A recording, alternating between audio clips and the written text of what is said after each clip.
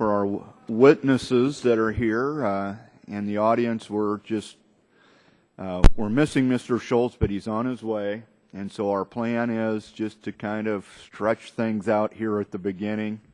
When Jan gets here, we'll start our opening statements. And by the time we're finished with that, we're hoping Mr. Schultz will be here. So if you think we're just delaying, we are.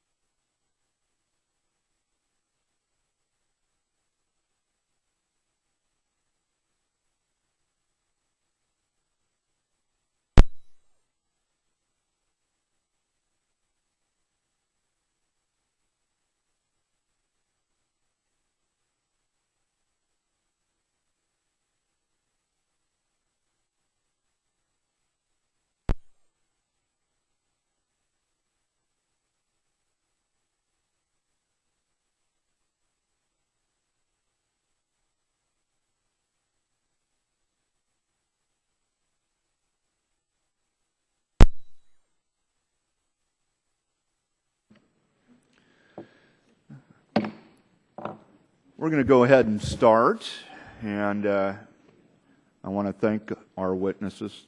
Not yet. This is Paul's first time in the second time?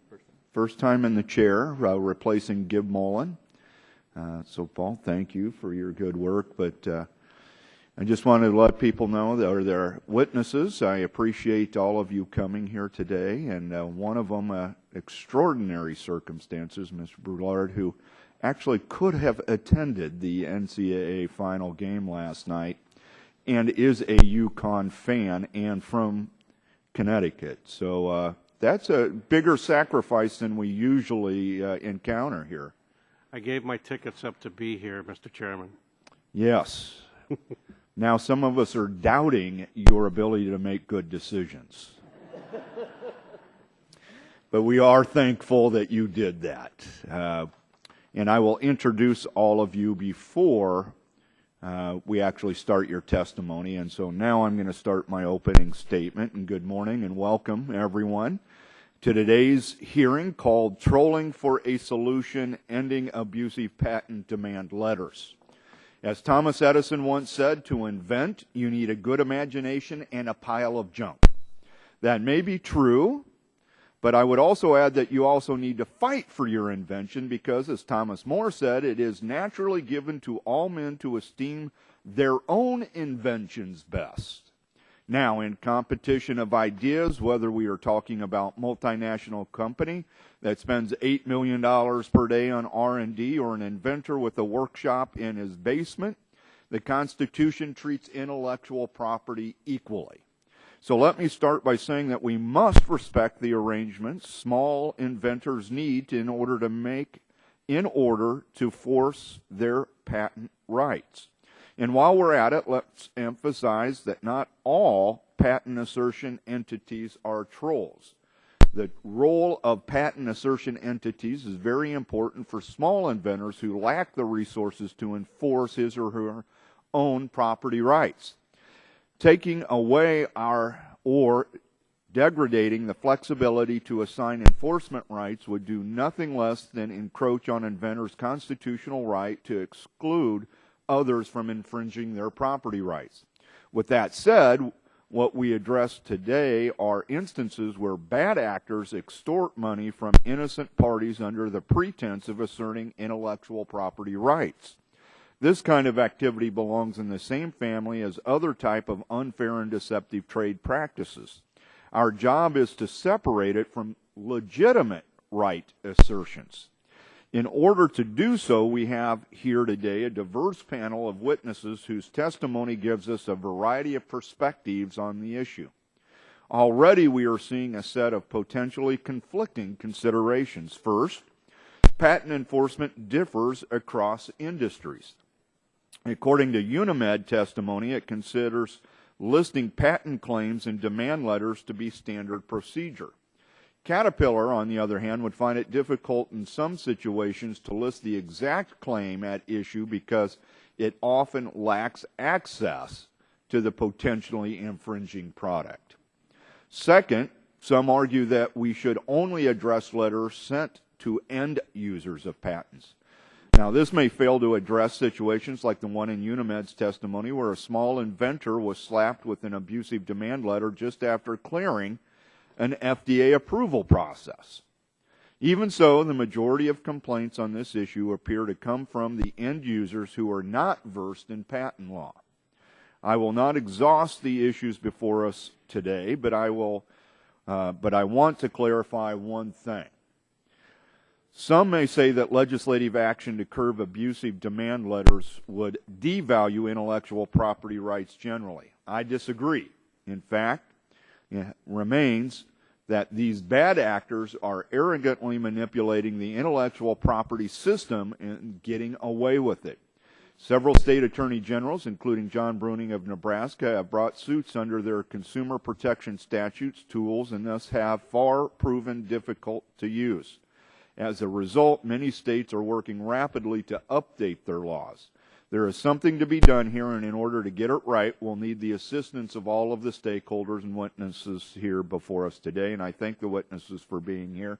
Have 1 minute. Does anybody want it? Hearing none, I yield back my time and recognize the ranking member of our subcommittee, Ms. Sikowski. Thank you, Mr. Chairman, for holding this important hearing on patent assertion entities, also known as patent trolls. And like you, I want to develop a solution to this growing issue and look forward to doing so in a bipartisan manner. Trolls assert that the patents they hold have been infringed upon, sending vague and threatening letters to hundreds or even thousands of end users of products, typically small businesses or entrepreneurs.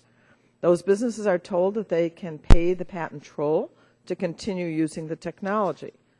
Considering the cost and resources needed to vet and fight a patent infringement claim, Many small businesses choose to settle the claim by paying the toll. Others investigate and fight the claims, draining precious resources and stunting the growth of their businesses. It costs patent trolls virtually nothing to send patent demand letters, but it can be incredibly lucrative, and business is booming. In 2011, patent troll costs U.S. businesses an estimated $29 billion, and the number of defendants in patent infringement lawsuits increased about 130% from 2007 to 2011, according to the Government Accountability Office. At best, patent trolls are misleading. At worst, they are extortionists. This is fundamentally a fairness issue. As a subcommittee charged with protecting consumers and promising fair business practices, we must take action to reduce frivolous patent claims. I am glad that the FTC, the Federal Trade Commission, is using its existing authority to better understand the nature of patent assertion entities and the demand letters that they issue. I look forward to the Commission's analysis, which I believe will be instructive as we decide how to curb trolling. Nonetheless, while we wait for the FTC review, there are steps that we can and should take now to combat patent trolls. I believe there should be more transparency and minimum standards established for patent demand letters. There are many ideas about how to increase transparency, including proposals to require the public disclosure of egregious patent demand letters. There are also suggestions as to the minimum information that should be included in a patent demand letter, including the patent allegedly infringed and the technology used that allegedly infringes on the patent. However, it is vitally important that we approach this issue with the recognition that many patent infringement claims are reasonable efforts to protect intellectual property. We also need to be careful to make sure that universities, research institutions, and others that develop and hold patents but may not develop products for sale are not labeled as trolls. In fighting trolls, we shouldn't undermine the ability of innovators to develop and defend their patents. While our witnesses today come at this issue from a wide variety of perspectives, it was interesting to read in their prepared testimony that each believes that this is an issue in need of attention. The details of whatever legislation this committee puts forth will be incredibly important, but the fact that our witnesses unanimously agree that we have a problem is an important start. I look forward to hearing their perspective about how legislation should be structured to make sure that patent demand letters are more fair and transparent moving forward. Again, thank you for holding this hearing today, Mr. Chairman. I yield the remainder of my time to Mr. Is he here? Mr. Welch. Thank you very much. I'm getting the opportunity to introduce our Attorney General in Vermont, and we're very proud of Bill Sorrell for the leadership that you've provided, and also the other panelists, too. This is an incredible issue, and Bill Sorrell was very responsive to a lot of the folks that range from businesses that got these unbelievable stick-up letters to nonprofits where these parents had raised money in the community to set up a group home for disabled kids, and next thing you know, their threadbare budget is being threatened by these letters demanding payment for, they couldn't figure it out. And Bill, you worked with Jerry Tarrant and others and with our legal community there. It was very responsive, and you're working with your fellow Attorney Generals. Mr. Chair, our Attorney General was the former head of the Attorney Generals. Received numerous awards. I'm not going to bore everybody with what they are, but I'll tell you, they're good, and a lot of us wish we had them as well. Leader in tobacco legislation, humane society issues, champion for kids, taking the fight about prescription drug medication abuse and abuse of drugs in our state. So it's great to have Bill Sorrell here, and it's great to have you on the patent troll issue, and we look forward to working together to try to deal with this. Thank you. I yield back. Thank you, Ranking Member Schakowsky. Now I yield back. All right. Does anyone on the Republican side want time? I have to talk slow to draw this out. Anybody want to talk about the game? All right. Seeing no one taking our time, then Mr. McNerney, you are our resident patent holder. Would you like the minority's time? I sure would. That's your, but you're the only one. You're the expert. All right, thank you, Mr. Chairman. You're recognized for 5 minutes. I appreciate your calling this hearing. You know, if you hang around here for long enough, you see the advertisements in the Hill Rags about patent trolls taking more and more money over time, and those will get your attention. If you walk, take the metro, you see every so often at the metro stops big advertisements. So this is clearly an issue, and the fact that the so-called patent trolls are demanding stick-up letters, as my friend from Vermont said. It's an issue. We need to address it. There's a general understanding that this is a problem, and I'm glad to see that. I'm glad to see this come up in hearing so that we can hear your inputs, how we can move forward together, how we can best address this issue. As the chairman said, I have patents. One of them is a fat wire patent, and the other is a software patent. So I kind of understand where we could be with this issue. I understand as a small patent holder how difficult it would be to assert your rights against a large corporation, if that comes to that. So there is a place for patent assertion entities.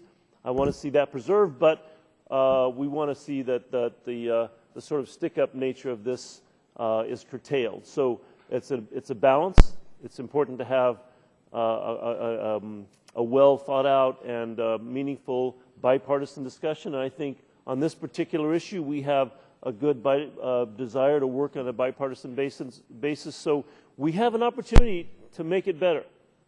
And I'm hoping to be a part of that. I'm hoping that your testimony can help guide us on the decisions that we need to make. So with that, I'm going to yield back, Mr. Chairman. You still have anyone else? Yeah. All right. So, Mr. Schultz. Would either of the other members of the committee, Mr. Matheson or Mr. Barrow? No? Okay, thank you. Gentlelady yields back, and so I want to introduce our panel now.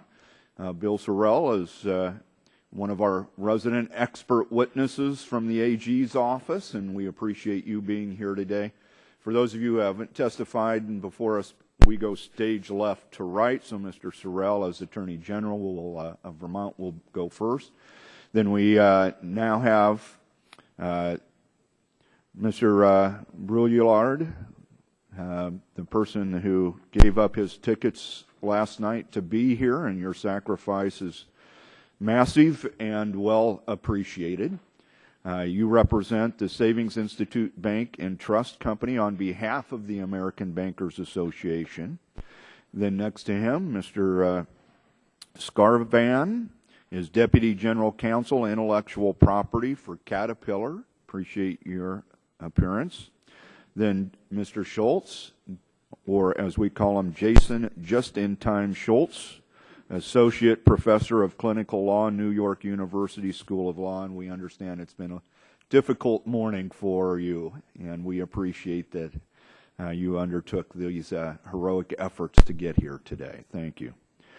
Then we have Mr. Mark Chandler, Senior Vice President and Chief Compliance Officer of Cisco Systems, who has great experience with these type of demand letters.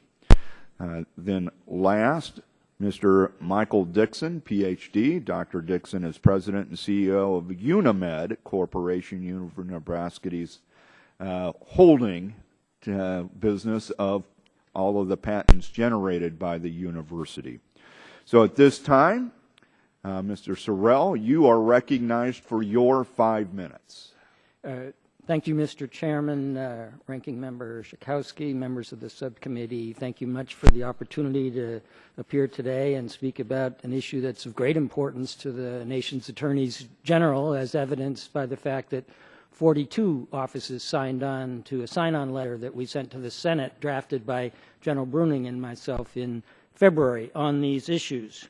Much of the work in the House and in the Senate on assertions of patent infringement have related to abusive litigation tactics. But the truth of the matter is that's just the tip of the iceberg. And I want to talk some today about the iceberg, the roughly as much as 99% of cases that don't result in the filing of a civil complaint. And so I want to talk about, for example, Lincoln Street, Inc., a small nonprofit in Springfield, Vermont, with 16 direct care workers, 12 or 13 administration and support staff that provide home care to developmentally disabled Vermonters. In the fall of 2012, Lincoln Street received a letter from one of the roughly 40 shell subsidiary corporations of a parent corporation by the name of MPHJ Technology Investments, LLC.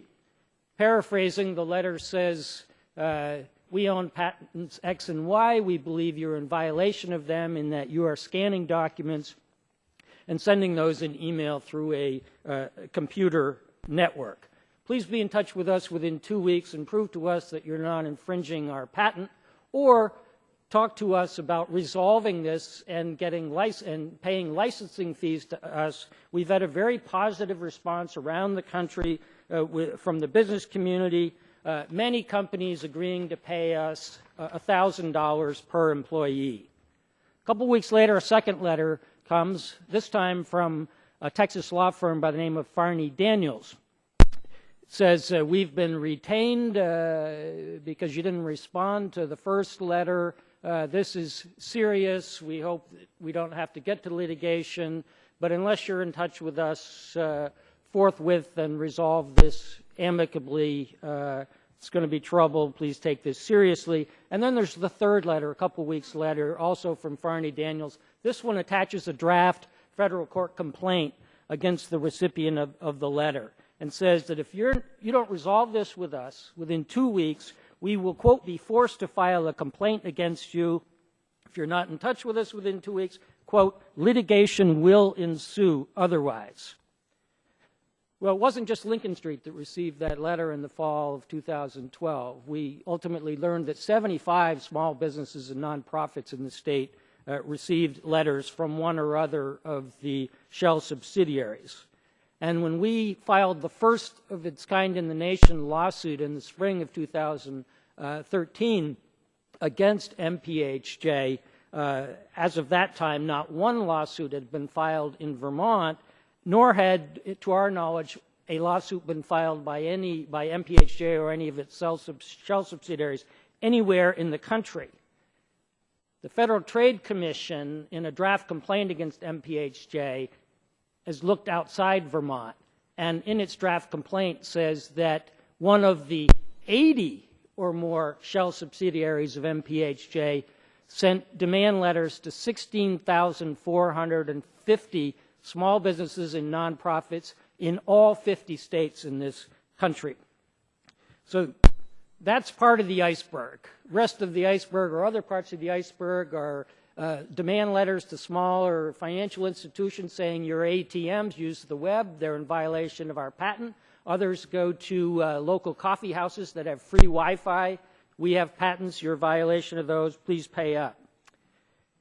We filed our lawsuit in state court. We were immediately removed to federal court, and MPHJ has said, one, we're totally preempted because this is a patent matter. You can't be enforcing your state consumer protection acts against us. And second of all, you lack personal jurisdiction over us because all we've simply done is asserted patent infringement, and that doesn't subject us to personal jurisdiction. We also enacted in Vermont a statute on bad faith assertions of patent infringement at the request of various well-known Vermont companies, and Utah, Virginia, Wisconsin, and Oregon have followed suit and adopted their own statutes. There are many others considering it. We hope that the Congress will take action, have more transparency in this arena, and evidence at the time of the assertion of patent infringement of any other proceedings or court matters that have ruled upon the patents in question. We want express statements that the states are not preempted and that we have personal jurisdiction for those that blanket our states with these assertions of patent infringement. I've got 21 seconds left, but all right. Oh, sorry, I read it wrong. Thank you very much. Thank you, Bill. Mr. Brilliard, you are now recognized for your 5 minutes. Thank you, Mr. Chairman.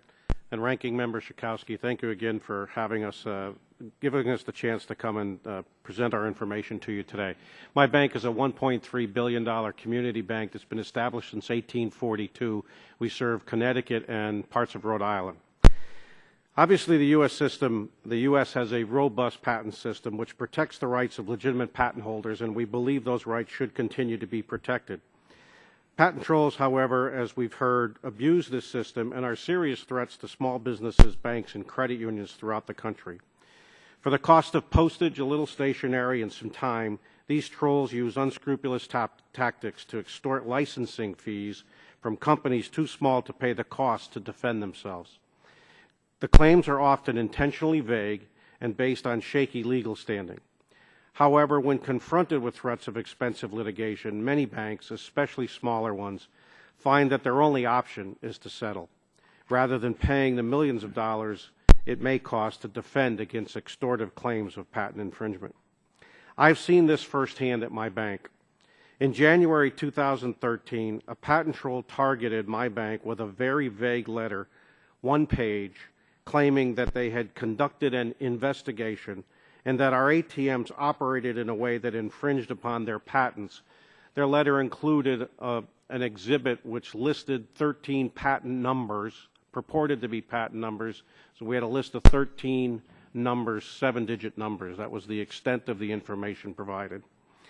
They demanded a sublicensing agreement, and as Attorney General Sorrell indicated, we had 2 weeks to comply. 30 other banks in Connecticut received that same vague notice, one of which included a bank that did not even have any ATMs. So there was obviously no investigation ever conducted.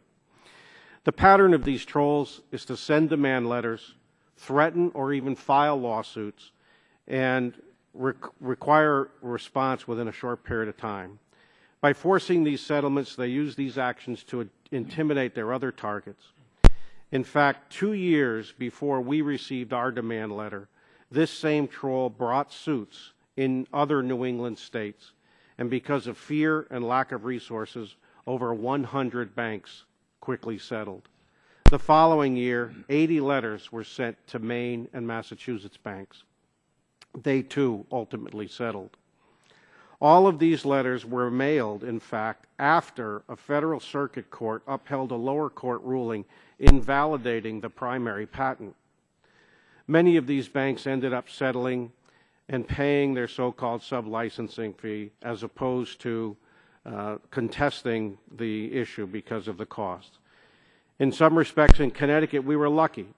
We had learned about the troll having done its work earlier in the other New England states, and we also had the advantage of hearing about some of the rulings that were coming out of the courts against this particular troll. For my bank, the cost would have been $27,000, which at the time represented about 10% of a monthly earnings for the bank. For the 30 Connecticut banks targeted, had we paid together, the amount would have been in excess of $300,000. Even though the courts have invalidated the patents, this has not stopped this particular troll from sending demand letters and bringing legal action against other banks in other states. I'm aware that there have been additional suits filed even this year in New York and New Jersey.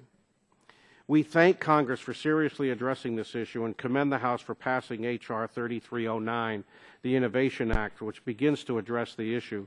But we feel this is just the first step and more can be done. Chief among these is to require transparency in all allegations of a patent infringement, including details about the patent, how the target firm is infringing on it, who the real owner of the patent is, and whether the patent has expired or been invalidated. This would help put an end to some of the abuses while protecting legitimate patent holders. Other requirements we recommend include a registry of demand letters requiring bad actors to reimburse the small businesses for all fees and costs, including the cost to defend themselves. Vendors who supply technology and equipment should be made to defend their products against patent infringement claims. Many contracts today specifically exclude such a role, and small businesses are often not in a position to force changes in that language. In summary, the problem of patent controls is widespread and getting worse, while the number of demand letters rises sharply each year. Fighting these trolls has a real cost, and we certainly urge Congress to take action to stop patent trolls and protect small businesses from the enormous costs of abusive lawsuits. Thank you. Thank you, Mr. Scarvan. You are now recognized for your 5 minutes. Thank you, Mr. Chairman, Ranking Member Schakowsky, and members of the subcommittee. I am testifying today on behalf of the Coalition for 21st Century Patent Reform, or 21C, a broad and diverse group of nearly 50 corporations, including 3M, Caterpillar, Eli Lilly, General Electric, Procter & Gamble, and Johnson & Johnson. For more than 100 years, our coalition's companies have played a critical role in fostering innovation. We invest billions of dollars annually on research and development to create American jobs and improve lives. Caterpillar alone has more than 14,000 patents worldwide, either awarded or in the approval process. Caterpillar is a company of innovation. We spend $8 million a day on R&D. Let me say at the outset that we believe bad faith demand letters are a problem, and we support crafting a balanced solution. Notification of patent rights are routinely presented in business-to-business communications to provide early notice of a patent that otherwise may not be known to the recipient. Patent demand communications can also start the clock running on patent damages. Recipients take these letters seriously in the design and development of new products and technology, oftentimes designing around the patent to avoid knowingly infringing another party's rights. In many instances, the primary goal of the sender is simply to prevent copying and ensure product differentiation within an industry. This is best accomplished by providing early notice, before monies are committed to substantial design and manufacturing investment, so that design arounds are more readily accomplished. Thus, legitimate patent demand communications serve an important role in advancing technologies, providing consumers more choices, and ensuring the efficient self-policing of patent rights, preventing patent suits before they happen. We believe that legislation on patent demand communications should address 3 areas of concern. 1, sanctions should be limited to those who send objectively false and misleading patent demand letters to large numbers of end users to extort settlements. Routine business-to-business communications should not be swept in. 2, clear rules of the road with objective guidance as to what such communications should and should not contain, not a list of vague and subjective good faith and bad faith factors for a court to weigh in determining what constitutes a bad faith patent demand letter. And finally, 3, a safe harbor should be provided that clearly states what all patent owners remain free to do. By safe harbor, I mean a provision clearly informing all patent owners that they may, 1, safely advise others of their ownership of or right to license or enforce a patent, 2, to safely communicate to others that a patent is available for license or sale, 3, to safely notify another with reasonable specificity that they infringe a patent, or 4, to safely seek compensation for past or present infringement or for a license to the patent. An appropriately crafted safe harbor will also help to insulate any legislation from challenge on constitutional grounds as intruding on protected free speech. Clearly, the sending of large numbers of objectively false, misleading, and deceptive demand letters needs to be stopped. The key here is objectivity. A laundry list with a large number of subjective good faith or bad faith factors to judge whether a demand letter crosses the line must be avoided. Such lists provide no meaningful guidance to the sender of a patent demand communication. Such subjective factors will spawn unnecessary litigation and are not likely to pass constitutional muster. Reasonable, clear, objective rules of the road are needed to guide normal business activities, rules that will not overreach and chill legitimate patent communications. We have seen a variety of bills working their way through the states.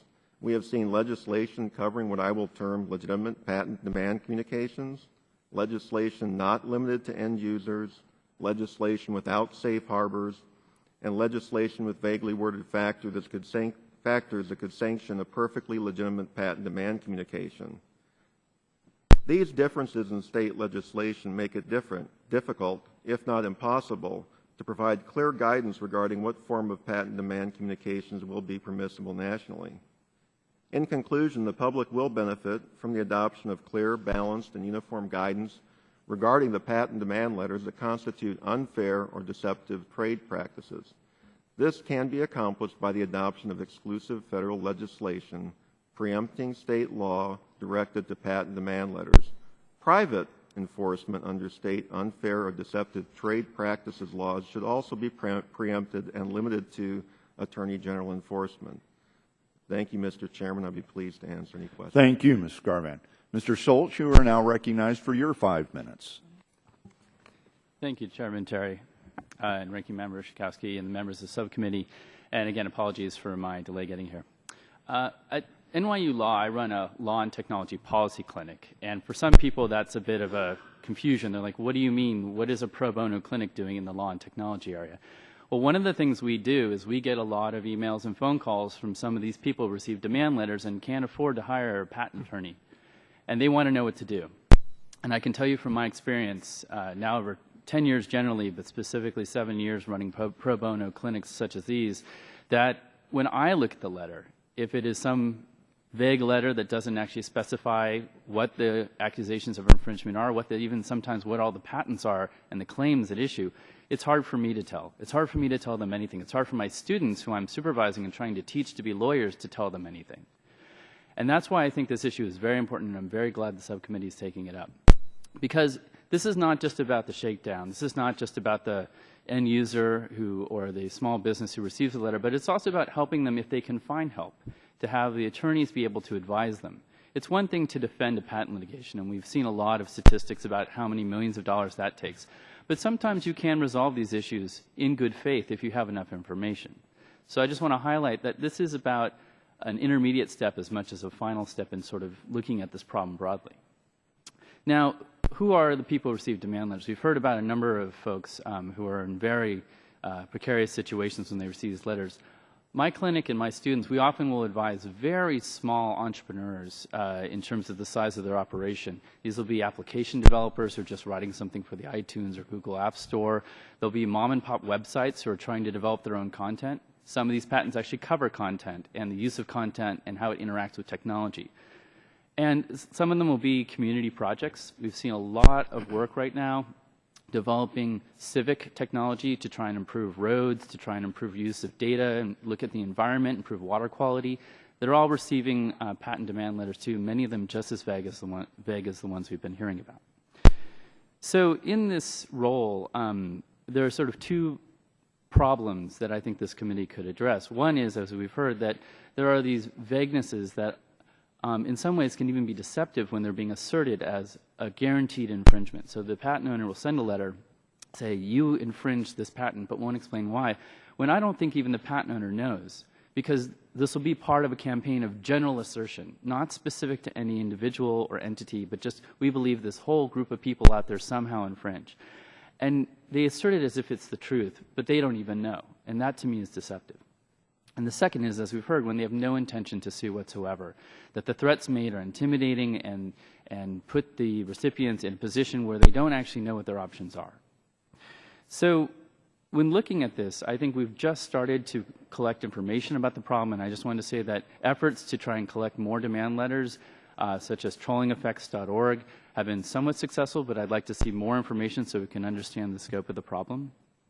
But turning to the solution, I think that for me, these letters should be required to have specific allegations and information in them so that they can be, the recipient can look at them and assess what is actually going on, what are they being accused of.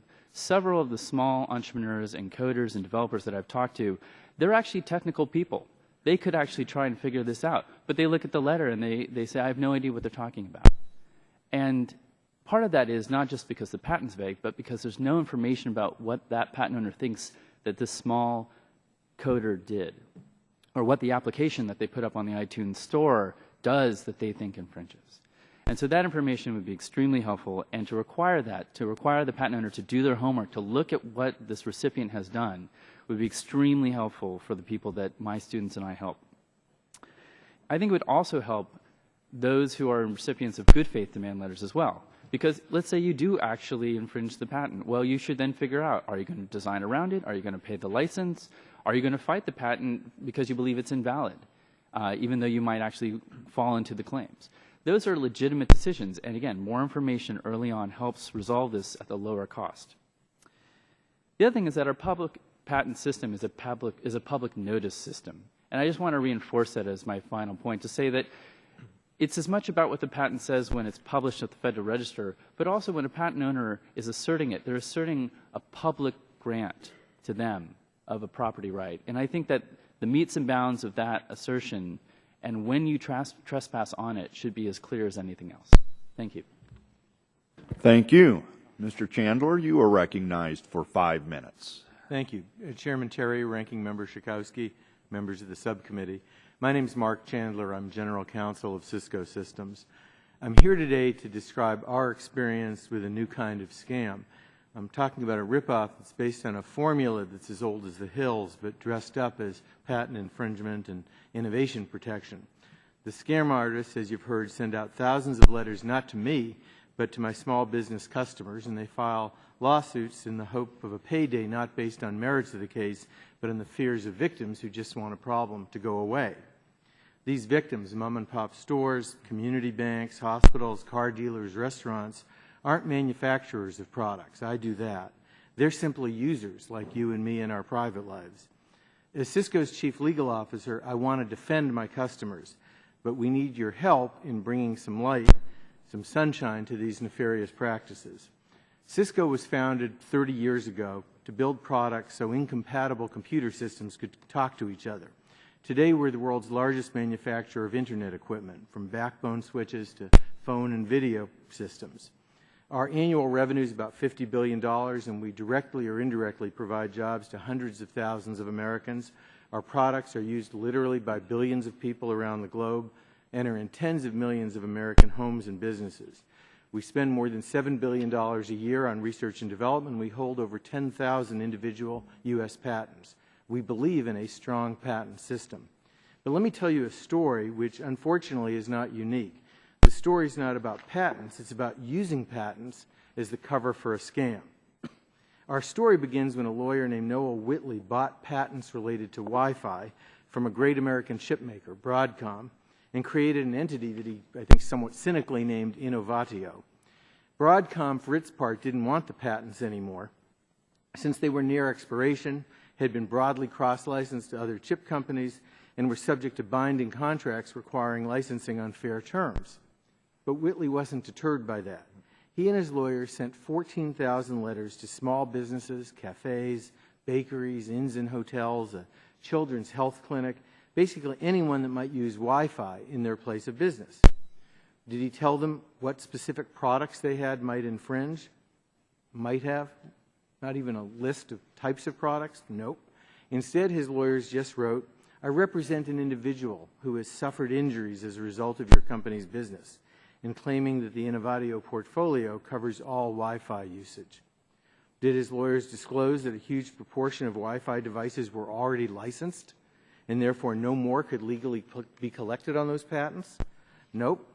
Instead, he told them that almost $1 billion had been collected in royalties on those patents, that thousands of companies had paid, without letting on that almost all those royalties were exclusively collected by Broadcom in cross-licenses that had little or nothing to do with these patents. Did they tell them that the patents related to industry standards and had to be licensed on fair terms? Nope. Instead, they told them, and again I quote, "We wish to license your company at a very affordable rate, far less than the cost of patent litigation. I can quote you a rate of less than $3,000 per location." This for patents that a court later determined were worth pennies per chip, and an equipment that these businesses had spent at most a few $100s to buy.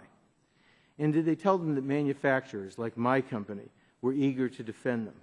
No. Instead, they wrote that equipment manufacturers have not stepped in to defend any of their users.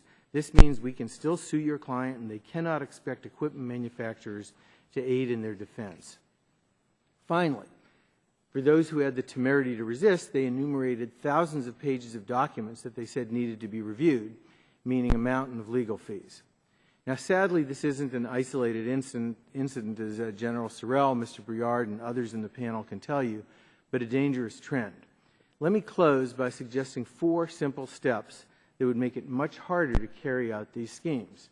First, requiring anyone sending more than 10 or some other number of patent demand letters to someone who is not a manufacturer or reseller of the product to file the letters in an online registry, so they're easy to find. Second, require them to include a list of model numbers which they believe infringe, the fact that the manufacturers may be required to defend, and contact information for the manufacturers. Third, require any such letter to include the names of the real entities or individuals who own the patents. And fourth, require the letters to include a list of all previous licenses and whether the patents are subject to special licensing rules that apply to industry standards.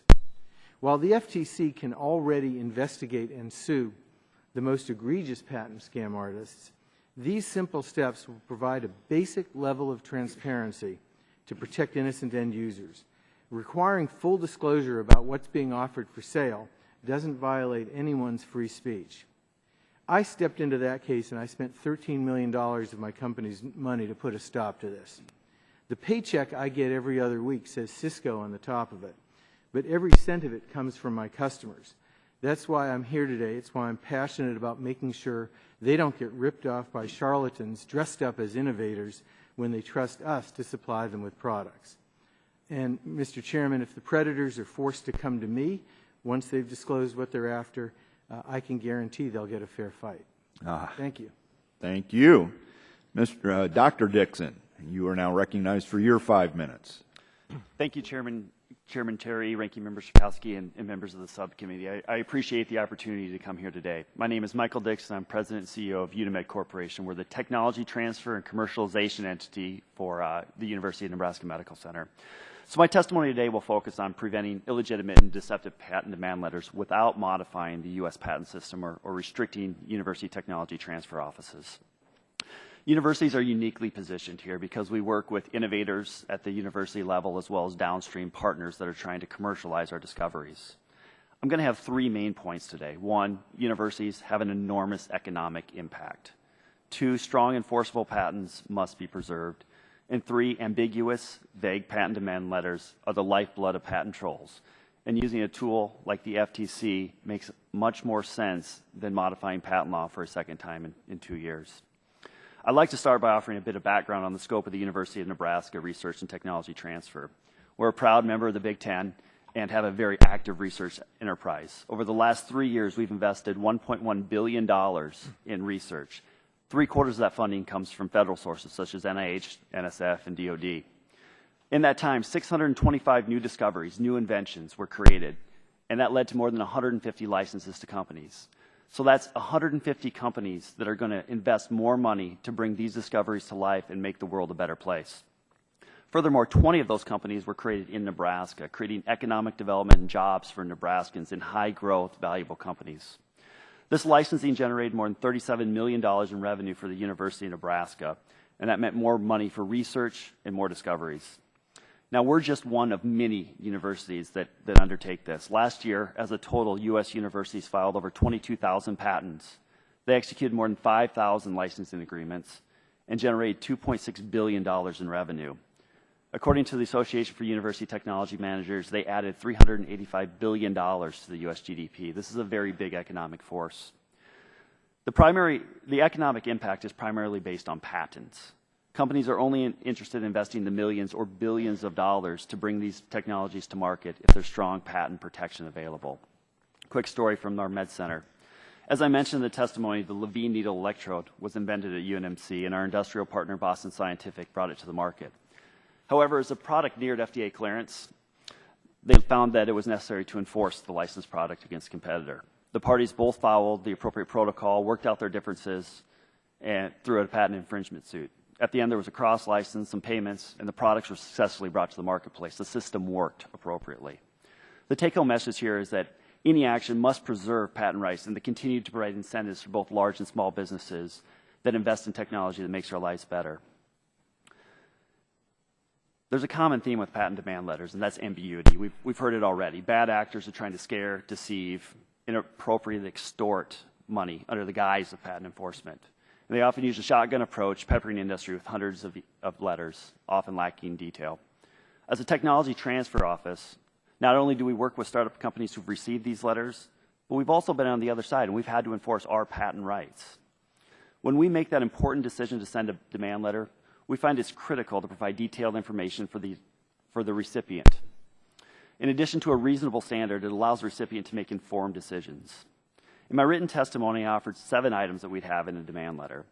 Items 3 through 7 of this are often missing, as we've heard before, in demand letters. And I'll state, as a university, we're very conservative. We don't take litigation lightly. When we send a demand letter, we're going to do our homework. And so for us, it's very important that the recipient know what claims they're infringing and that we identify specifically what product it is that's infringing those claims. We want to make sure that the recipient knows who's suing them. Again, legitimate organizations don't hide behind shadow entities. If someone's infringing our patent, we want them to know who we are and what our patent claims. Our goal is to settle the disagreement and provide as much information as is critical for that to occur. Some trolls use marketing entities that have no subject matter expertise and cannot answer simple questions related in the demand letter. This, coupled with the shell entity, leads to a series of dead ends and frustration for small businesses with limited resources as expenses mount with no answers. Another quick story from one of our partners. They received a demand letter from a patent troll last month. While the letter identified the patent being infringed, it did not give the owner of the patent, the role of the organization contacting the company, a knowledgeable point of contact, or adequate time to respond. In fact, the point of contact turned out to be a marketing firm that was just established to send these letters through a shell company. The take-home message here is reduce the ambiguity associated with patent demand letters, and you'll reduce the power of the patent trolls. Thank you very much for your time. I look forward to any questions.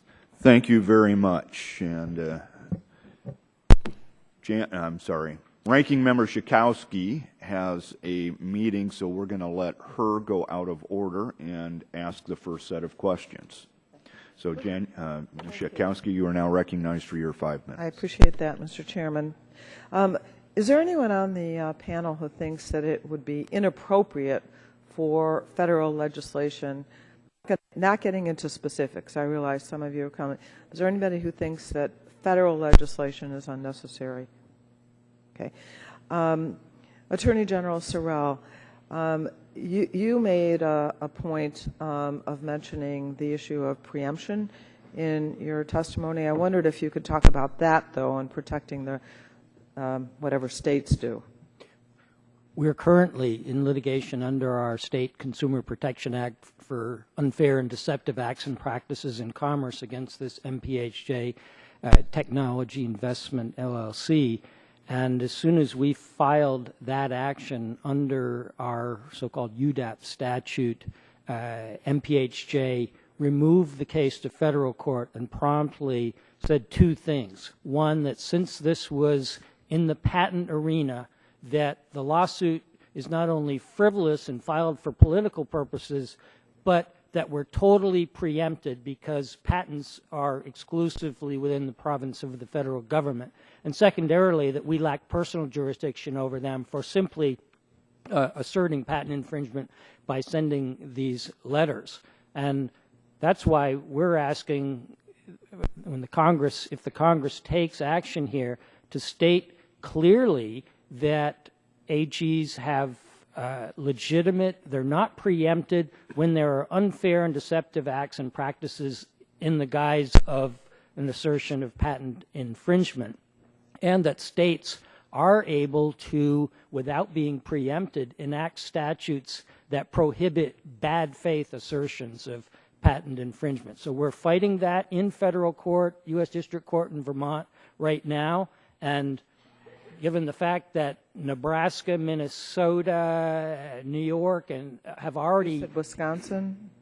Wisconsin hasn't yet, but Wisconsin has just enacted a statute on bad faith assertions of patent infringement. But the AGs of those other states have taken action and in virtually each case been run up against this argument that you don't have any business here, you're preempted because this is patents. 42 AGs, you said, right? 42 AGs signed a letter to Senate leadership about matters that are actually just this week moving forward in the Senate. Let me just go through a list of things. We've heard from a number of you things that should be in these letters and in the demand letters. If anyone thinks that they should not be in a demand letter, let me know. Raise your hand and I'll call. Okay. Identification of the patent being infringed. Identification of the owner of the patent. Contact information for a person who can discuss resolution. Identification of each claim of the patent being infringed. Identification of the infringing device, method, or service. Okay, which one was that? Identification of each claim? Yes, the identification of each claim. I think it was referred to earlier that certainly on behalf of the 21C, a number of the members have extremely large equipment, not readily accessible. Information is not readily accessible regarding that piece of equipment. We usually rely on trade shows and perhaps advertising regarding certain features or possible benefits that seem to look, as a close industry, seem to look like something we have a patent on. So when I'm asked to provide an analysis or identify a claim against a product, I simply can't comply with that level of detail. I'm not in possession of that information. Okay. It's on the record. Thank you. Identification of the infringing device, method, or service. A description of how the device, method, or service infringes. Identification of entities other than the patent owner who may benefit from enforcement. Identification of all entities that have been granted. Oh, go ahead. I think you just have to be clear when you talk about benefit from enforcement that I think additional details forthcoming because there's been a number of proposals talking about how to identify that. Ultimately, you're looking for somebody that, you know, in a lawsuit, their damages, if there's a fee paid, they would take and participate in that reward. Identification of patent company, parent, oh, I'm sorry. Identification of the parent company of the patent. Again, I will say, on its face, the devil's in the details. On the face, that looks simple. I have heard other companies state at, for example, intellectual property owners organizations, that in itself can be difficult to ascertain and provide correctly. Okay, identification of all entities that have been granted a license to the patent.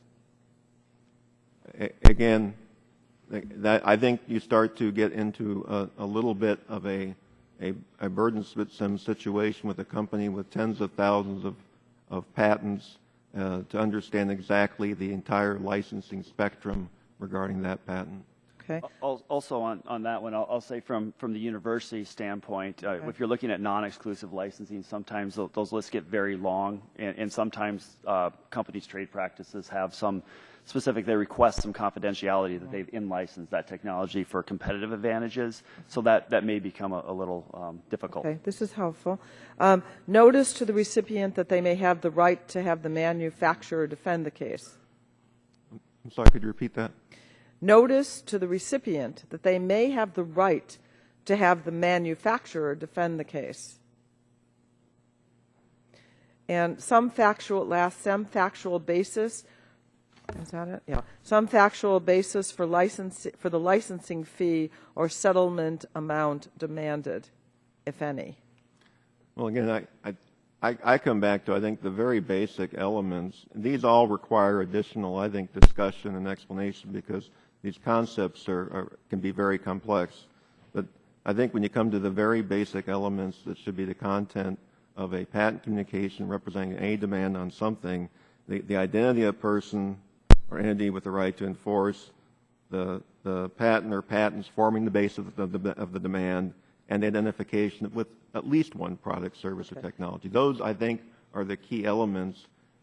When you add to those elements, I think you're getting into some very definitional and perhaps burdensome, complex disclosures that really, at the point of time, are benefiting the assertion. Okay. Right. My time has expired. I appreciate that. So we can inquire among all of you on writing responses to these suggestions or just proposals. Yeah. Thank you. I hear you on the burdensome issue. All right. Well, let me ask, first of all, I think the nature of Ms. Schakowsky's questions were pretty similar to what I was going to ask, but it shows that if we are going to do, and I'd say it's likely that we would draft something sometime in the near future, what we're trying to figure out is what, if we draft a bill, needs to be in there. And it appears to us that we need to itemize or be prescriptive in what has to be in a demand letter. So that's why Ms. Schakowsky did a list of things that have been discussed that should be in there. Let me ask you just more generally, starting with you, Mr. Sorrell, or AG Sorrell. What are the characteristics that should be in a valid patent demand letter? It shouldn't be any question of who's asserting the infringement. There should be evidence of investigation or in-depth analysis of this particular recipient's use of the technology that is allegedly violative of the patent. It should be clear if there are others with an interest in this assertion of patent infringement and who they are.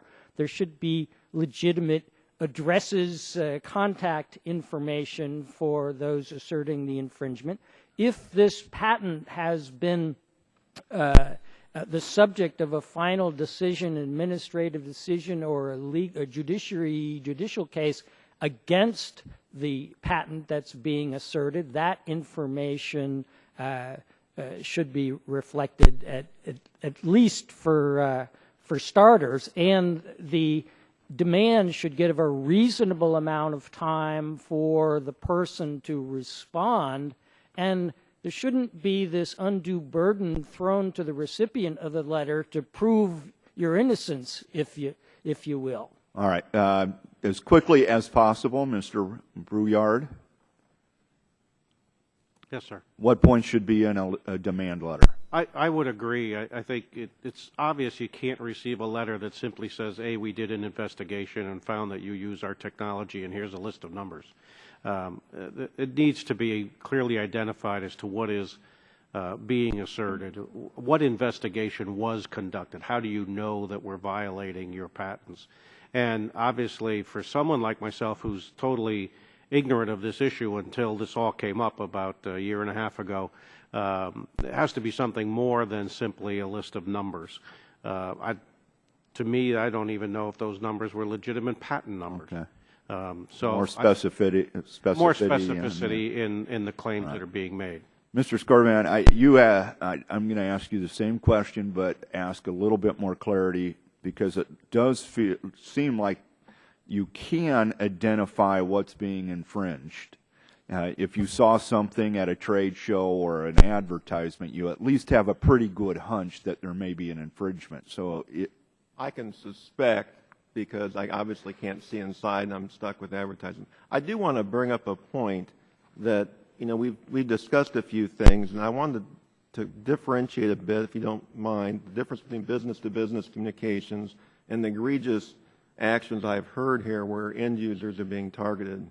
And I will just say, in business-to-business communications, in patent demand letters, I think generally under the law, the way it plays out, less is more. And let me explain that.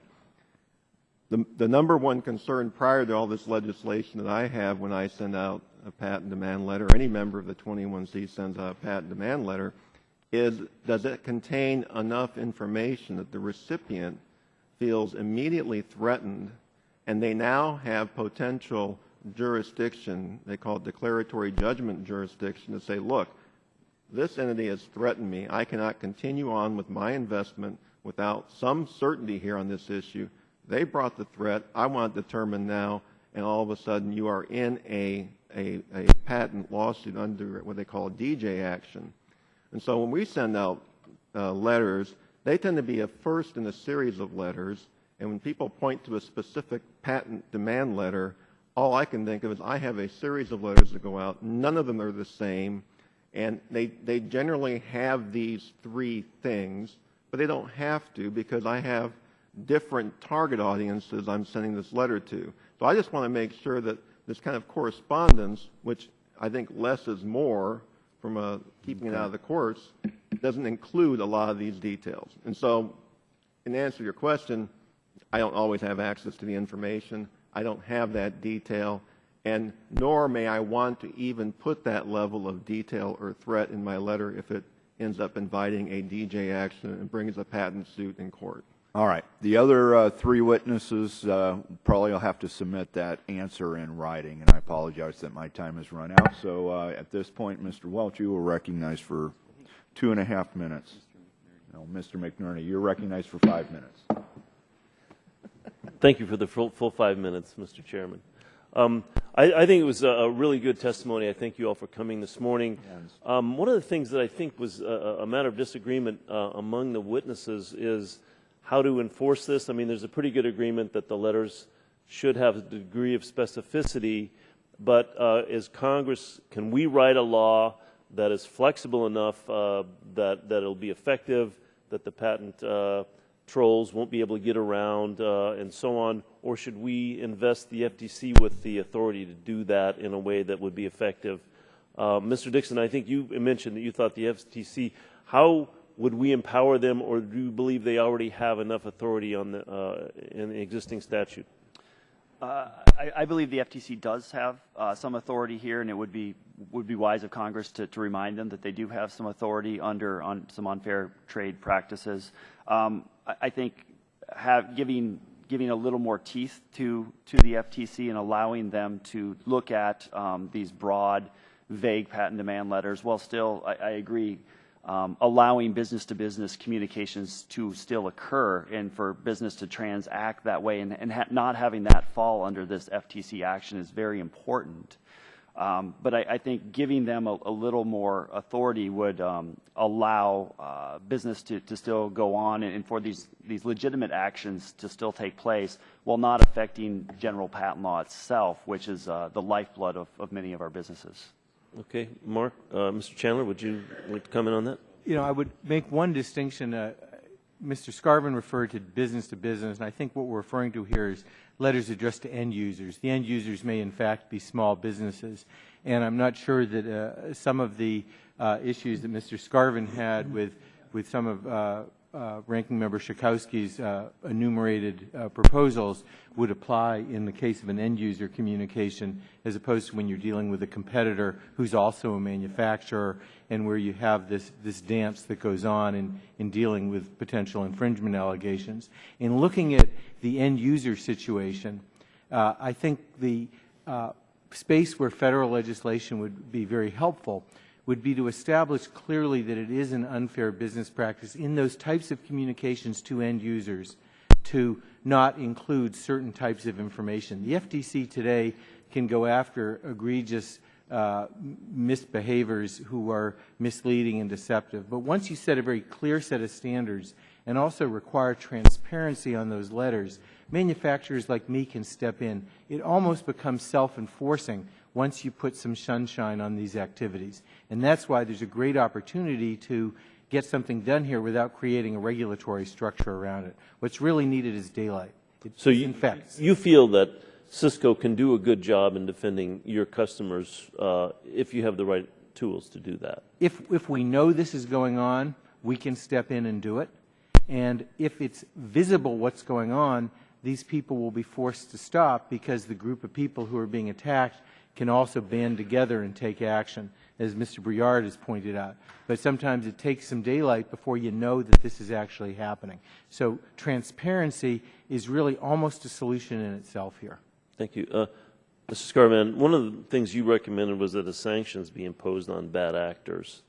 Wouldn't it be just easy for them, a bad actor, to pull up another banner and continue on, even though the first label is sanctioned, they can go to another label and carry on their activities? Well, I think what you say is correct. It's very, very difficult to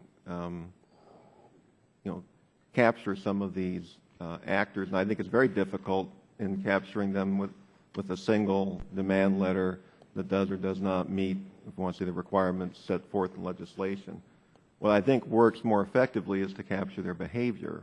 And the behavior we're seeing, I think has been said today, is that, you know, these hundreds and thousands of letters that go to end users, and that's where you get to really focus in on and begin asking questions, because now you've got the behavior and the business model. I think people here are objecting to these hundreds and thousands. I think it was 16,000 letters nationwide. And that's where I think the FTC, uniform laws, and, you know, certainly uniform enforcement by the Attorney General, they act as a clearinghouse to identify this rampant behavior. And once you can see that behavior, now I think it's pretty easy to begin the inquiry into the entities engaging in that behavior. Thank you. Thank you, Mr. Chairman.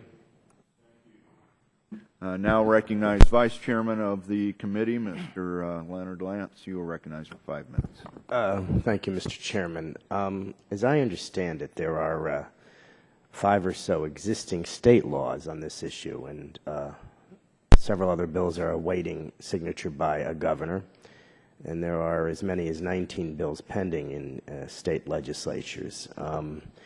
Given this situation, I'd be interested in the panel's view as to whether federal legislation is needed.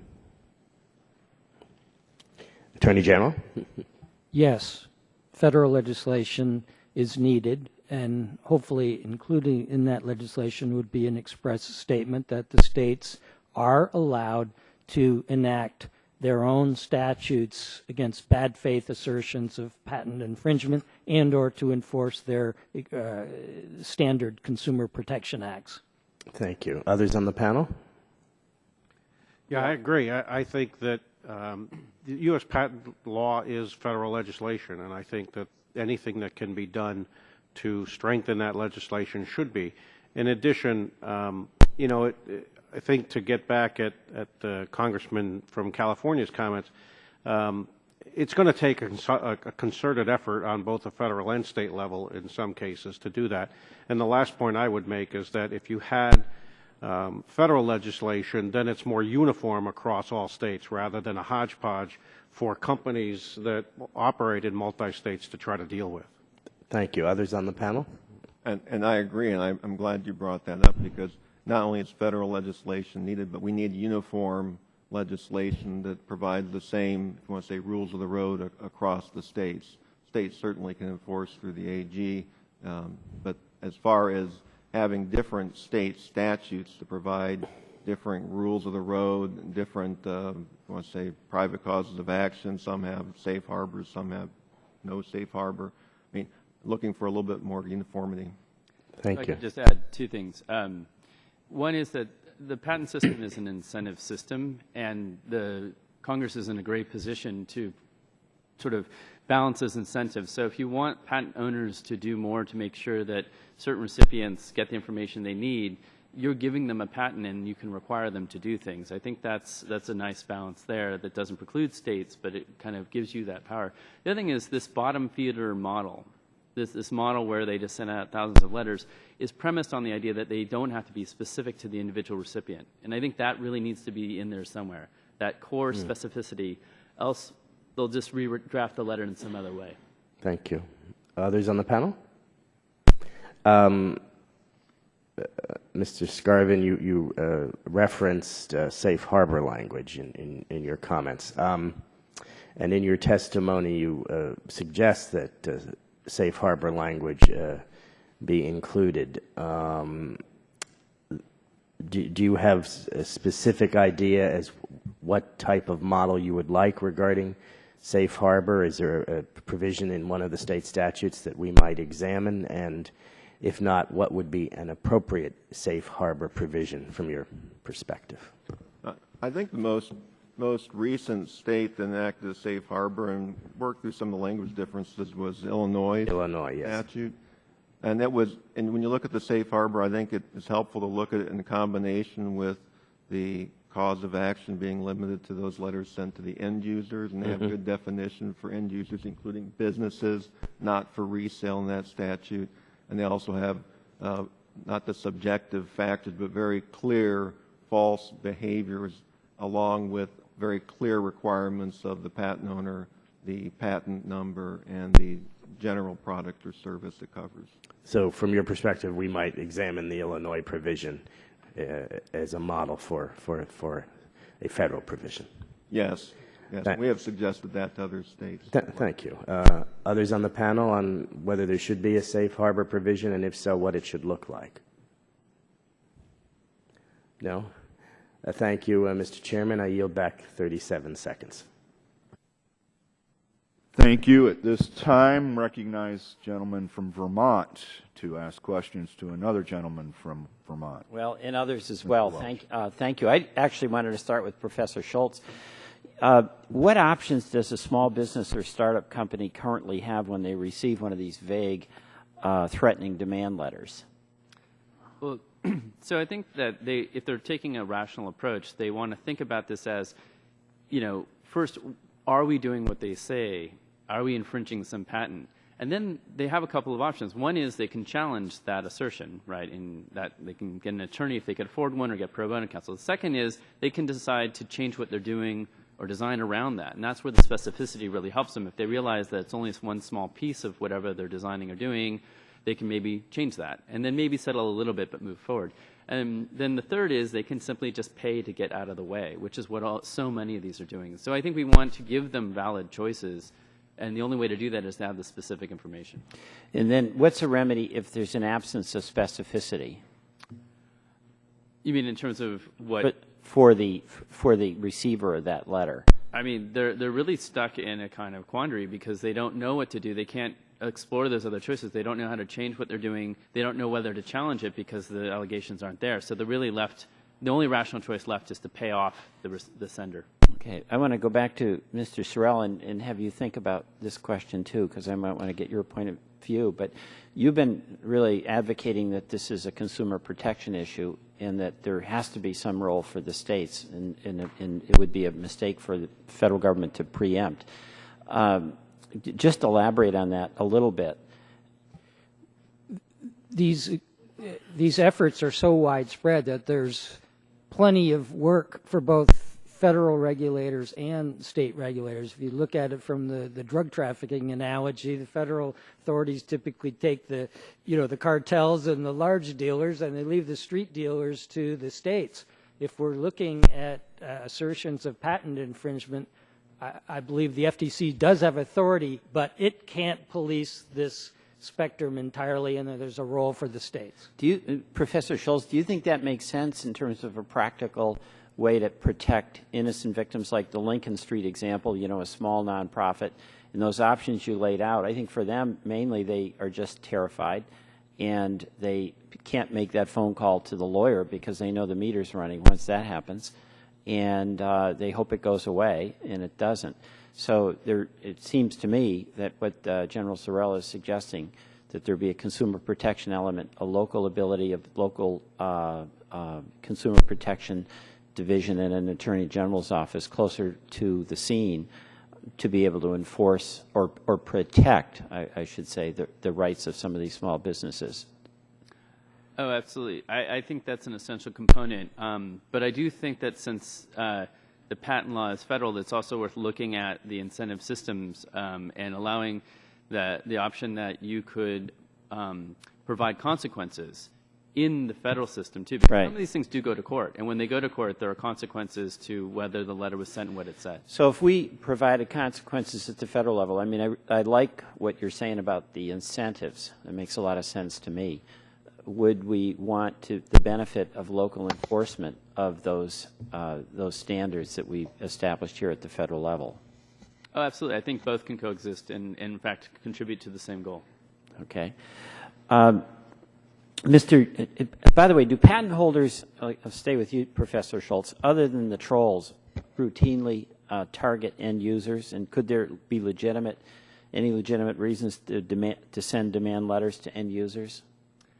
So I'll say generally no, except that this term end user, I think we have to be careful because these are very clever lawyers, right, who run these companies, these trolls. And so if you define something too specifically in terms of one protected group, and they'll try and find a way around it. So I just want to be careful because, again, a lot of the folks who call my clinic and are looking for pro bono assistance are people who develop apps, and they're like 2 or 3 small, it's a small business, 2, 3 people just trying to create something to put up on the iTunes or Google Store or whatever.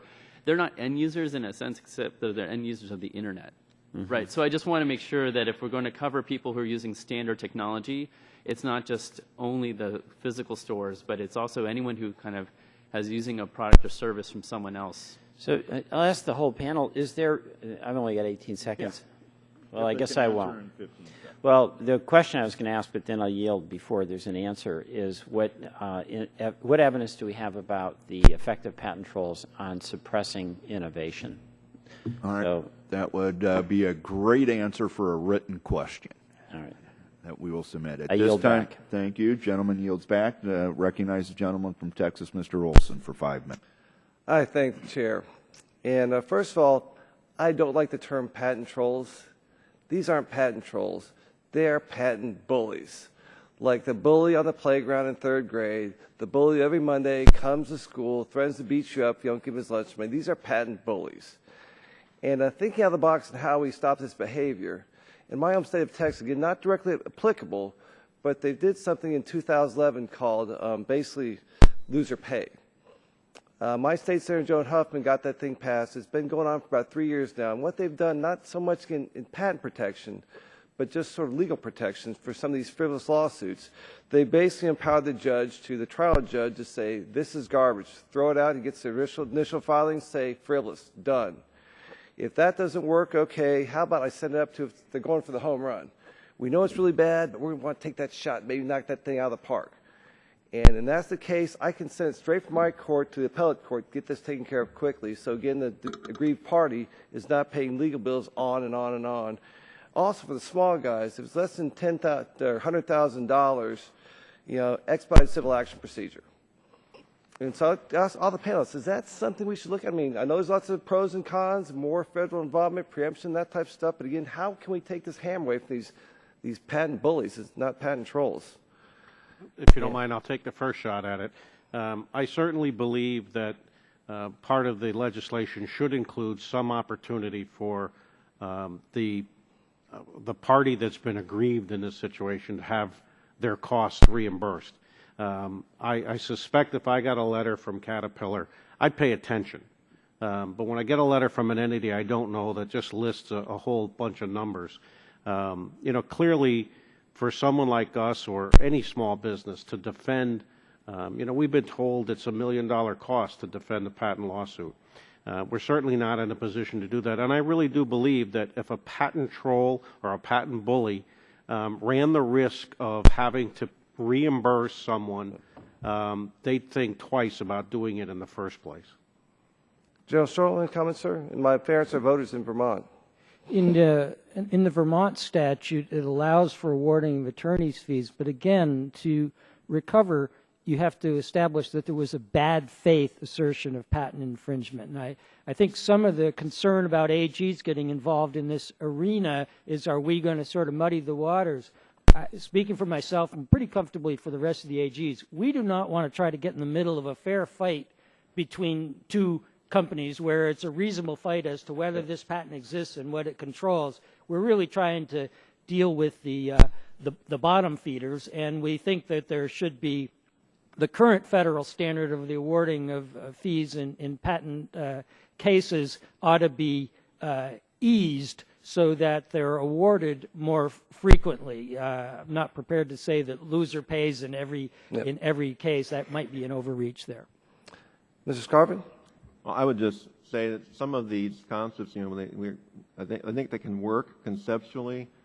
Generally, they fall down if you try to apply them just to one side of the coin, so to speak. They have to be available, similar to bonding, to both parties, because you're predetermining that somebody actually is the bully ahead of time. It all comes down to what actually is going on. Certainly wouldn't want to be one-sided and attach that type of penalty to a legitimate patent communication. Yeah, it sounds like the bully becomes the bully, maybe, in that situation. Professor Schultz, any comments, sir?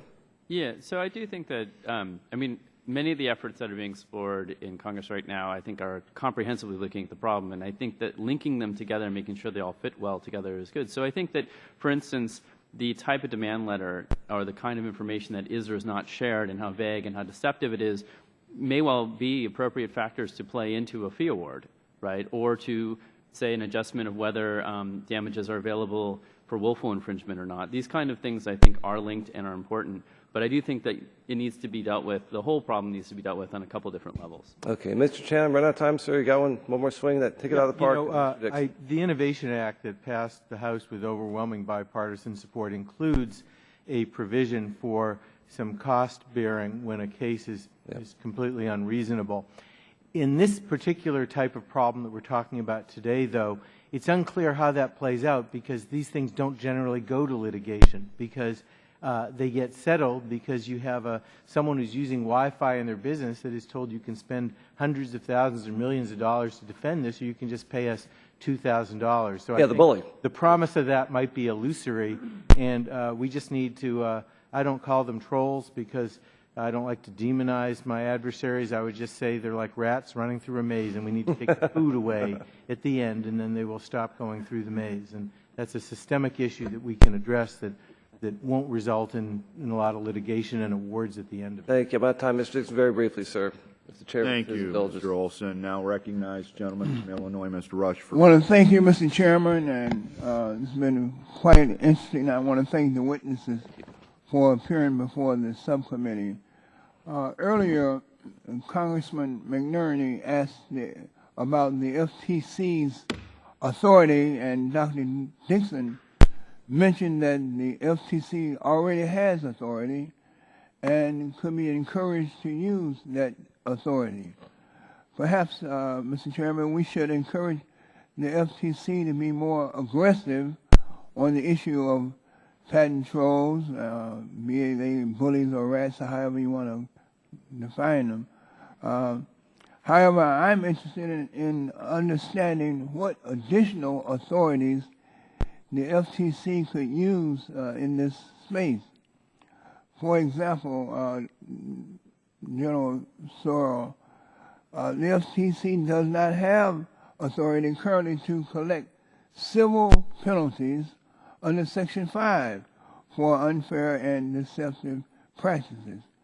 General Sorrell, shouldn't the FTC be able to bring cases for more than just injunctive relief and also hit these bad actors, be they rats or trolls, directly in the pocketbook? And also, are there other authorities that would be helpful, such as APA rulemaking or declaring certain actions to be, quote, per se deceptions? For example, if a demand letter does not include the patent number or numbers, could they just be, based on that, be declared per se deceptions? What do you respond to this, General Sorrell? Thank you. In my view, the Federal Trade Commission does have authority in this arena right now, and that's in part evidenced by the fact that MPHJ technology, that when the Federal Trade Commission started investigating MPHJ technology, it turned right around and it sued the Federal Trade Commission to halt the investigation. That being said, I would suggest that there be a communication to the Federal Trade Commission about the other issues that you raised, whether they think that the Congress might underscore or enhance the authority that they currently have. My concern is that if legislation just speaks to enhanced authority for the Federal Trade Commission and you don't speak to the state's authority to enforce our statutes, it will be argued that you were consciously trying to cut the states out of the equation. Are there any other witnesses who want to comment on increasing the authority of the FCC? Mr. Chairman, thank you. I yield back. Thank you, Mr. Rush, and I appreciate your input. Now recognize the gentleman from Ohio, Mr. Johnson. Thank you, Mr. Chairman, and I appreciate the panel being with us today. For all of you, and you can answer in whatever order you would like, What role should the Federal Trade Commission have regarding patent demand letters? Anybody want to comment? I think I just answered that question, so I'd pass it down the line. Well, so I'll just add one thing, which is that I do think this question of understanding the problem, I think we have a pretty good handle on it. But I think, for instance, one of the questions is, what are the subpoena powers of the FTC in terms of getting access to the letters that a particular entity might have sent out that they're not aware of, things like that. And I do think that it's, if we're going to support the FTC investigating, or state AGs as well, that they do need to understand the problem, and they do need to see the letters that have gone out and the practices of the entity. So I think that information collection is an important aspect. Okay. Mr. Chandler? Speak to the... Oh, I'm sorry. Go ahead. Mr. Scarvon? Yeah, thank you. I speak to just the consistency and uniformity, and ensuring that consistency and uniformity, and providing that clearinghouse function to identify the bad behaviors, giving comfort to a company that sends a handful of demand letters that they won't be brought into a private cause of action at the state level by perhaps a recipient who wants to play mischief. Okay. Mr. Chandler? Thank you.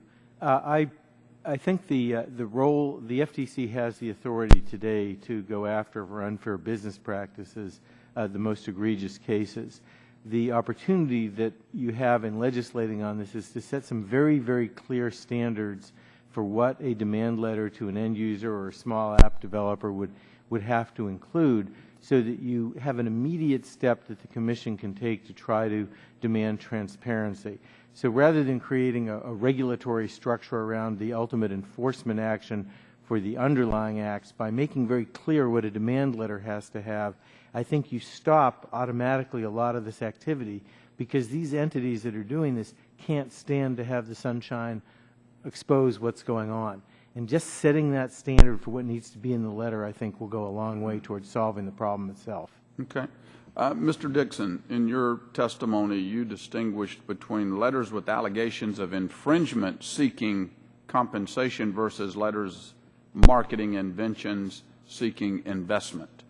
How are these letters different from each other, and what do you say that distinguishes them, or what do the letters say that distinguishes them? So I think that this really gets back to the business communications that we would have as a university when we're trying to market our technologies. We're trying to incentivize investment, but oftentimes within these letters we're identifying intellectual property that we own, and we're letting a company know that they may be interested. For example, I've got a cancer vaccine. I know Eli Lilly works in cancer. I'm going to send them a letter saying, would you be interested in developing this technology?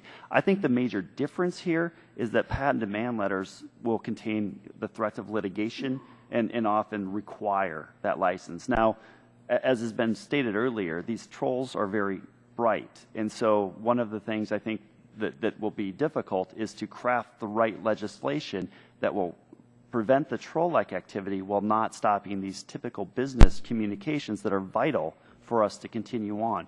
Because universities and companies need to send letters to one another identifying potential IP that we might want to cross-license or develop together. We want to make sure that that does not get caught in any sort of FTC regulation that slows the pace of innovation and development. Okay. All right. Mr. Scarvan, you stated you want a safe harbor to preserve your rights to put companies on notice. What is the difference between the manner in which you communicate your patent rights and the manner in which a patent troll communicates his alleged patent rights? Well, I think there's a whole spectrum of, and using the word patent trolls, but maybe a better word is someone that's abusing the patent demand system or patent demand letter. I think any patent holder who's engaging in good faith communications is entitled to those safe harbor rights. When you start talking about an abuser and somebody that's acting in bad faith, objectively bad faith, false statements, then that person is not entitled to those safe harbor rights because they're not acting in good faith. And so the difference really isn't so much the label of the person exercising the patent right, it's whether or not they've engaged in this abusive behavior. and they're not entitled because they've been acting in bad faith to those, if you want to say, good faith rights that everybody has. Okay. All right. Thank you, Mr. Chairman. My time has expired. Thank you. Now recognize gentleman from Illinois, Mr. Kensinger, for 5 minutes. Well, thank you, Mr. Chairman, and thanks for holding the hearing. And to all of you, thank you for coming out. Especially nice to see the folks from CAT here. It's good hometown or good home state company. I'm grateful for the panel's insight on these issues of the abusive patent demand letters. In my office, we've heard from several consumer groups, realtors, credit unions, and banks, and they share a common message, which is patent demand letters are often deceptive, confusing, and intimidating. It is certainly concerning that some entities are purposefully misusing patent demand letters. These tactics hurt job creation, hinder innovation, and place a significant financial toll on consumers, businesses, nonprofits, and other actors within the economy. As we consider these abusive tactics, and as we've had a lot of discussion today, it's important to keep in mind that demand letters do serve a legitimate purpose in the patent system, and any reform should ensure legal patent holders' rights are protected. With these considerations in mind, I have a few questions I'd like to ask. I'll start with Mr. Scarvin. You probably know the Illinois bill better than I do, but could you tell me any shortcomings that the Illinois bill has, and then where the federal government would have a role in essence, pouring cement over that in order to protect the rights of companies? Shortcomings. I actually applaud Illinois for coming up and crafting a compromise solution. Well, I guess let me rephrase shortcomings instead of saying where would you believe that in Illinois the federal government then would need to step in after Illinois has done what it's done? Where would looking at the Illinois language, I would like to see, if I'm answering the question correctly, I would like to see any federal legislation, any rules put in place to be consistent with the Illinois language, because it again comes to, I think everybody agrees, it's those communications that are sent widespread, hundreds and thousands to the end users, that are clearly the abusive practices that people seem to be keying in on. And so that language in the Illinois, I think, is pretty key. And I think people have mentioned that definitional language is important to understand that. And when questions have come up on the Illinois legislation, it's usually around the definition of consumer and person and, not for resale type language that's inherent in that bill. So then for the whole panel, with all your stakeholders, Illinois has its language. Let's say Pennsylvania comes up with its language. Iowa comes up with its own. What's the concern with how you practice your craft in terms of states that have all kinds of different languages not consistent with, for instance, Illinois or no federal provision? And we can start on the very left, sir, if you want to go. If you guys have any thoughts on the varying state proposals.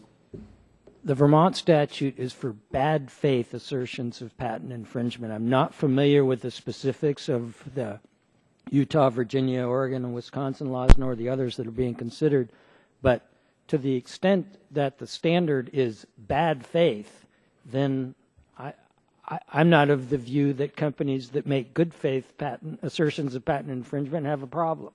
Okay. Yeah, clearly, I think from our point of view, patent law is federal law. And so, as I mentioned earlier, I think it's important that there not be a hodgepodge of legislation at state level that starts to countermand things that would be good practices for companies that do operate on a multi-state or multinational basis, such as we've heard today from Caterpillar and Cisco and others. Yeah, Mr. Scarvin, if you could talk to specifically how it would affect your company if you had varying state laws. Well, I actually asked that question specifically with the folks in my group, and with that wide variety, we literally have to have a spreadsheet hanging over your desk and understand what states cover what and what the penalties are. And at the same time, you would have to have an understanding of exactly which states are in play, because many recipients in our line of business are multifaceted state participants. In the end, I think we would just be sending out fewer letters. It would absolutely chill our ability to send out any communication. I just want to reinforce that there isn't a magical patent demand letter that suddenly appears at some point in time in the conversation between business to business. It's a series of communications where you're trying to invite dialogue and you're trying to address this issue and get more information, find out more, and move toward a solution all outside the court system. Thank you. And any of the other three gentlemen, I only have 40 seconds. If any of you three have anything to add, please do. I had a really quick comment. I think one of the dangers here is putting back on the states the requirement of determining what's legitimate and who's lying, because within this there's a pretty gray spectrum of entities that are maybe stretching what their patent claims may actually be. And so that's what our federal court system is designed for. And so one of the difficulties, I agree, the bad faith need to be taken care of, but there becomes a gray zone of what do the states, where do they exert there, and we don't want the state attorney generals having to do patent claim charts all of a sudden. Right. We want that done in federal court. Okay. With that, Mr. Chairman, thank you. I yield back. Thank you, Mr. Kensinger. And we have no other witnesses, so I have to do a little business here before I can adjourn this. And so we have statements for the record, and I ask unanimous consent to insert into the record these papers and letters from SPAN Coalition, Credit Union National Association, Independent Community Bankers of America, National Association of Federal Credit Unions, and National Retail Federation. This has been vetted on both sides. So hearing no objections, so ordered into the record. And I want to thank all of you for being here. It was a very narrow, intellectual discussion, and I think it was a really good discussion and very helpful to us. And I really appreciate all of your efforts and sacrifices to be here today to help us now as we will sit down and start figuring out how to draft a bill. You are now adjourned. Thank you. Oh, one last thing for the record. We have 14 days to submit records or written questions to you. I would appreciate maybe 14 days to return the answers to those questions. Thank you. But no one's going to come after you on the 15th day. Just